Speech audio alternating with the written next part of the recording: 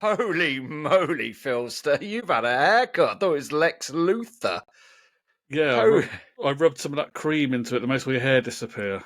Yeah. Homer Phil Simpson. Well, anyway, having seen your latest haircut, I thought I'd need to try and be the opposite of that. So, it's looking good. You're looking slick, Lex. Hello, viewers. Welcome to Full Record Jacket with Phil and Ben. And today we are feeling Supersonic. Give us gin and tonic. You could have it all, but how much do you want it? It's 30 years. 30. Can you believe that? 30 years, yeah, the 11th of April, 1994. Even though I'm pretty sure it was released on the 5th of April in Ireland. Well, before we go any further, just one moment. On the subject of wild and rebellious rock stars, never let it be said that I don't do what our viewers recommend, because in my little piece the other day on Jerry Lee Lewis, we got a comment from Victor who said I should buy this book. Nick, I don't know how you pronounce that. Is that Tosches or Tosches? Touche. Sounds like an invitation to a sword fight, doesn't it? Yeah. Hellfire, the Jerry Lee Lewis story. And yeah, it's highly regarded. I've heard of this book for years. I knew it was highly regarded, never got around to reading it. And so I went online and bought it. And it's all because of Victor's comment. So thank you for that, Victor. I shall be reading. Now, back to Supersonic. So from Louisiana to Manchester. Burbage, Manchester. Is that the CD single you've got there? This is an original Creation Records. Well, I have. Well, today. In blue. Oh, yeah. With the 4 tracks on it. I'm sure I've ordered the 7-inch single. It was £14 from Oasis's official site. It only has the 2 tracks on it. But mine, unlike yours, Philster, comes in a little house. Wow. Comes in a little house of its own. If those are the cigarettes, where's the alcohol? Well, I'll tell you what that is. It's in my cup. And there we go. There's my copy. Marvellous. There it is. Purchased in...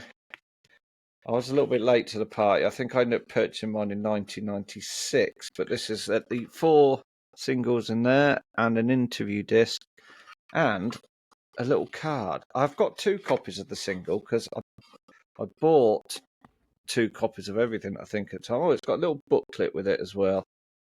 So there's Liam looking very handsome. They are some brows. Yeah. He's got more hair on his eyebrows than you've got on your entire head. He certainly has. Yeah.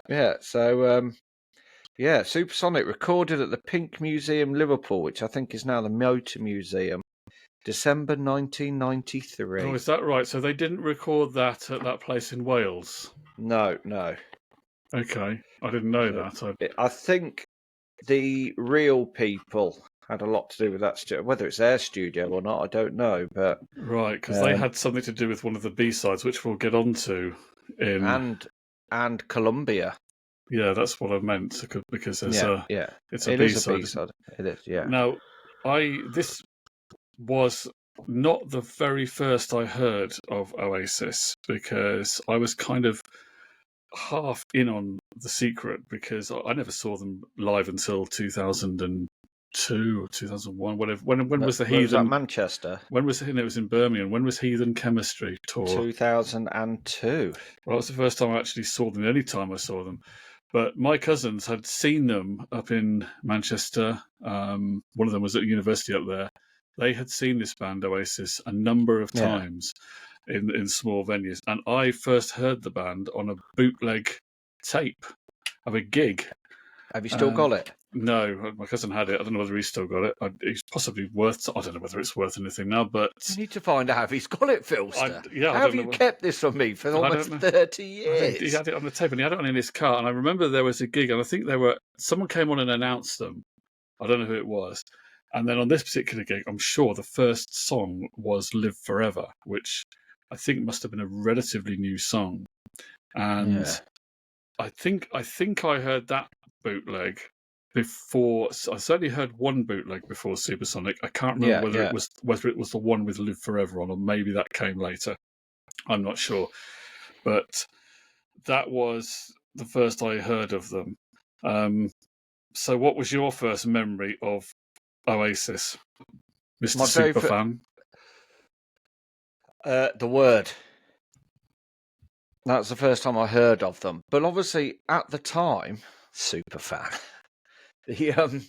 At the time, I wasn't massively into that sort of music. I was more into sort of reggae and wet's picture this for some odd reason. It wasn't. Do you know what got me into Oasis more than anything? Obviously, I knew the singles and stuff because they appeared on Now 28, I think, Cigarettes and Alcohol.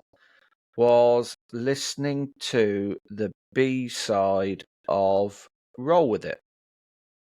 Or was it Wonderwall? It's one of those two singles, hearing the B-side, and that's where my love kicked off fully. So that would have been early part of 96. I think it might have been the B-sides to Wonderwall. So early 96. You wouldn't have been very old then, would you? I can't remember how old you were.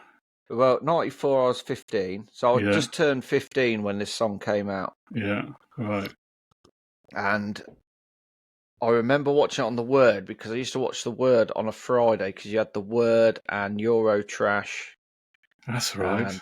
And I think on a Friday night you had The Word, you had Fantasy Football League. So I was always up late on a Friday because I remember seeing Nirvana on The Word.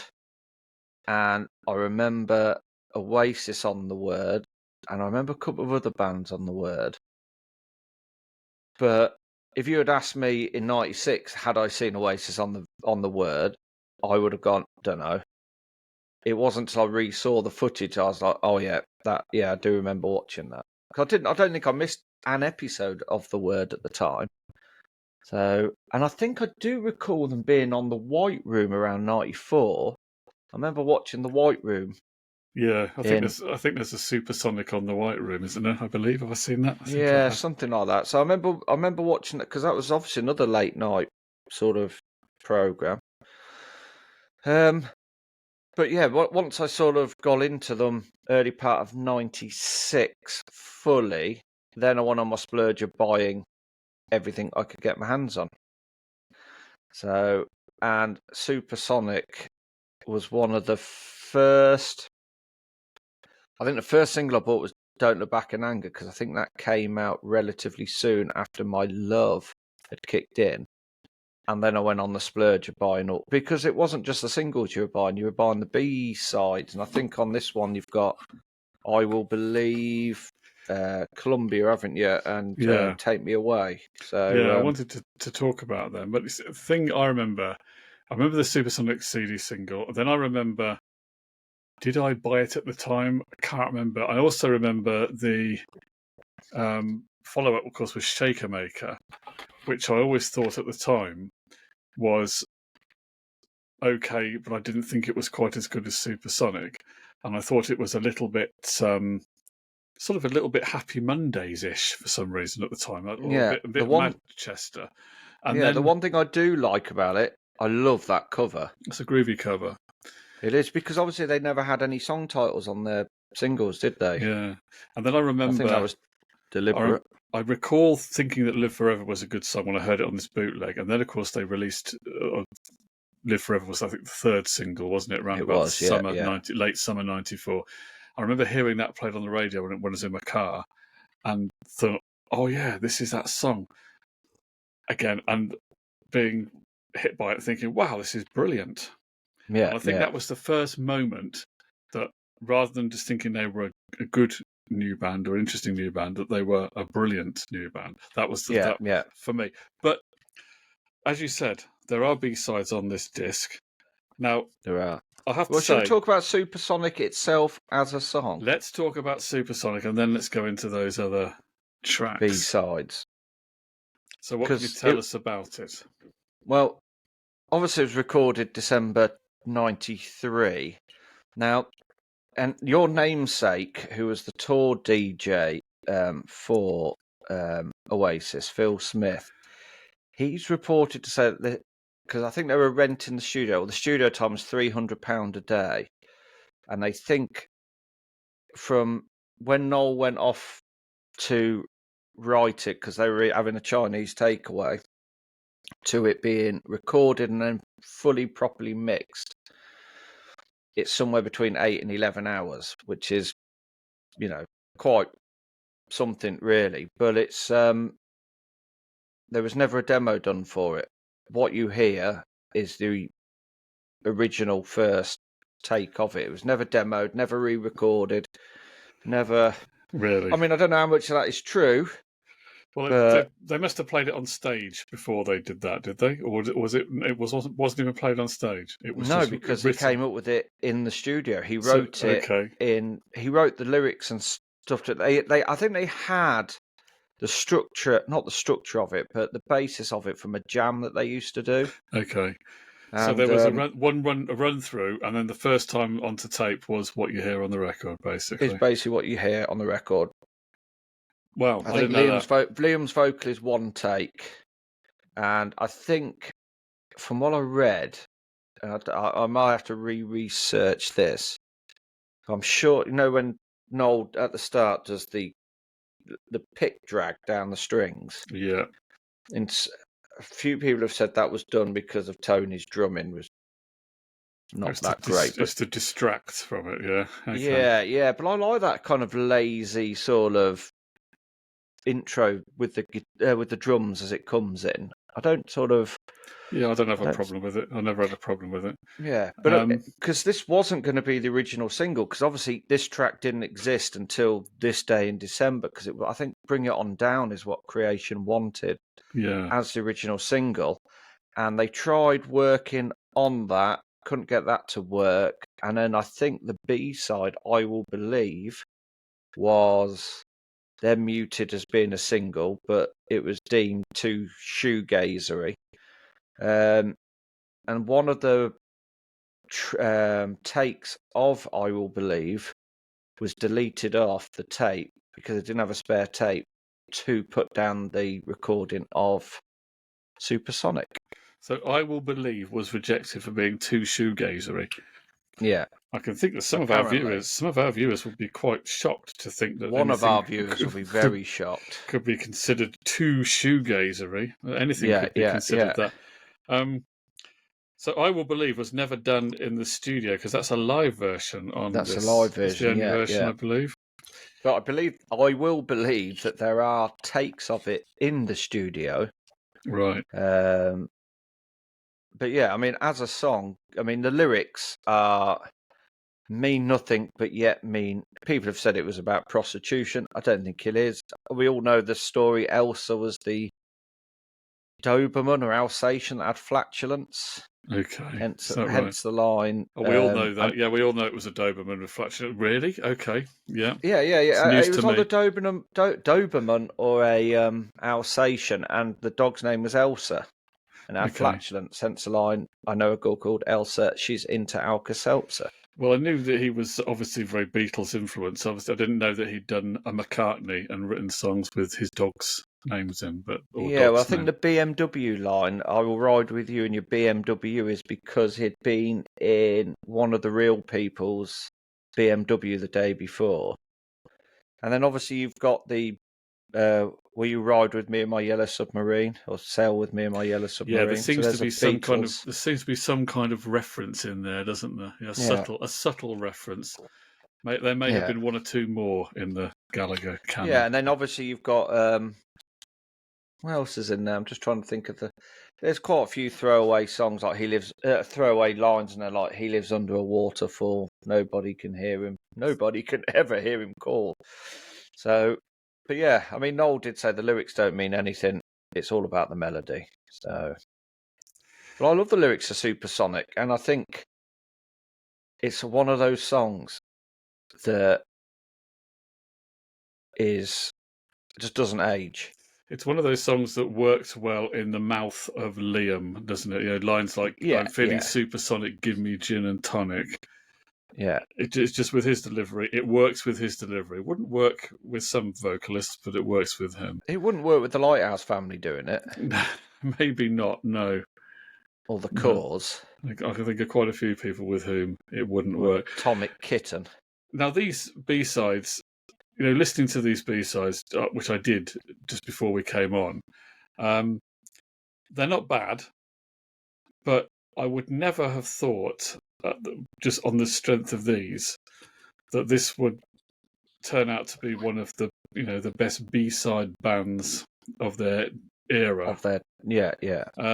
Because there's nothing on here of all time. Well, maybe, but certainly of that period for sure.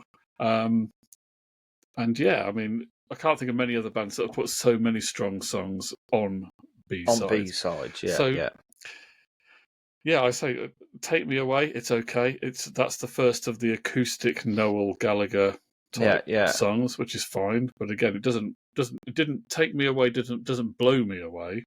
No. And I will believe it's kind of okay, but as you say, maybe they thought it was too much like other stuff that wasn't really their genre. Maybe possibly, too shoegazery. I don't think it's that shoegazery, is it? But I don't know. Maybe I'm wrong. No, well, that was I Will Believe that they said might have been too. Yeah. And then Columbia. Now this is the one that has the link to the Real People. Yeah, and also as other channels, I think Mr.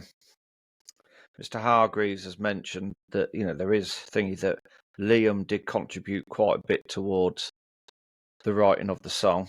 Okay, that's interesting.